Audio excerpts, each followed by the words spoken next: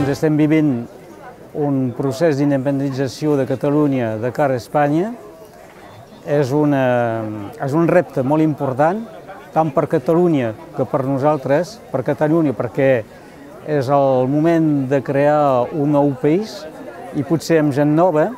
amb lleis noves, adaptades al país que és Catalunya, i per nosaltres és, per un cop, tindrem un estat Catalunya i no serem assimilat a una regió que és sempre una sota administració de cara a un estat. Doncs el català no serà més una llengua dita regional pels francesos, sinó una llengua nacional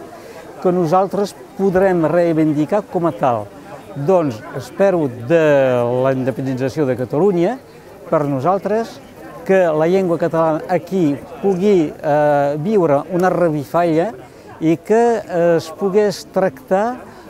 com una llengua d'estat, és a dir, una llengua d'igual a igual amb el francès o el castellà. De l'altra banda, també de nivell econòmic,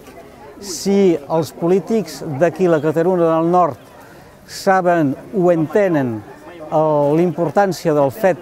d'allà, potser sí que es podran posar lligams econòmics i potser sí que per fi nosaltres acabarem de sortir d'aquesta situació catastròfica d'atur i